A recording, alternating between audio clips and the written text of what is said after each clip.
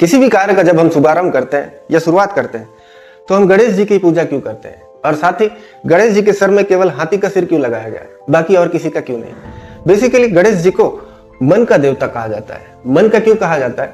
जैसे किसी भी कार्य की जब आप शुरुआत करो, अगर उस कार्य में आपका मन अच्छे से लग जाए तो वो कार्य आपका सफल हो जाएगा, विघ्नहीन हो जाएगा।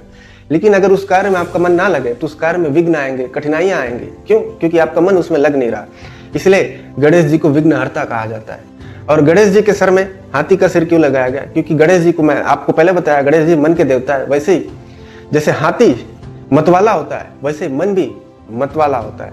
बिना अंकुश के हाथी जैसे जंगल उजाड़ देता है, वैसे ही मन पे भी अगर आपका अंकुश ना हो तो आपको दुनिया भर के विचार, आपके कल्पनाएं, भय पैदा करके आपका जीवन उजाड़ देता है। और दूसरा, हाथी को चाहे आप जितना कुछ खिला दो, थोड़ी देर बाद वो फिर भूखा हो जाता है, अशांत हो जाता है। वैसे मन के साथ भी है।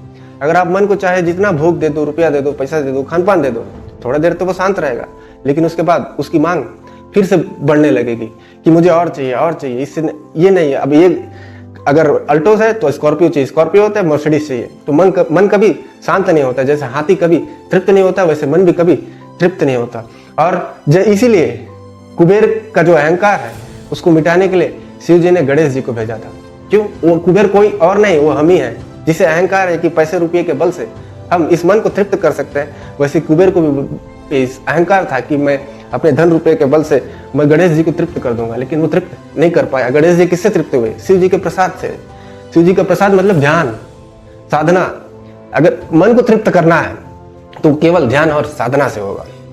और चौथा, जैसे हाथी को कंट्रोल करने के लिए एक महावत चाहिए, जिससे वो उसको उपाय पता है कि हाथी को किस तरीके से कंट्रोल कर सकते हैं और उसको अपने यूज में ला सकते हैं। अगर हाथी आपके बस में आ गया तो जितने भी भारी भरकम कार्य हैं आप बहुत आसानी से कर सकते हैं। वैसे ही अगर मन भी आपके कब्जे में आ गया तो आपके जीवन में जितने भी कठिनाई वाले काम है, जितने भी भारी भरकम काम है, आप बहुत आसानी से कर सकते हैं और जीवन में सफलता प्राप्त कर सकते हैं। तो उस महावत रूप में आपको एक ऐसा गुरु चाहिए जो आपको बताए कि इस मन को किस तरीके से आप कंट्रोल कर सकते हैं। आई होप आपको समझ में आया कि किसी भी कार्य के शुभारंभ में गणेश जी की हम पूजा क्यों करते हैं। और जो गणेश जी के सर में हाथी का जो सर विराजमान किया गया वो बेसिकली मन का स्वरूप है। वीडियो वैल्यूबल लगा तो वीडियो को लाइक कर सकते हैं, शेयर कर सकते हैं, चैनल को सब्सक्राइब कर सकते हैं। Thank you.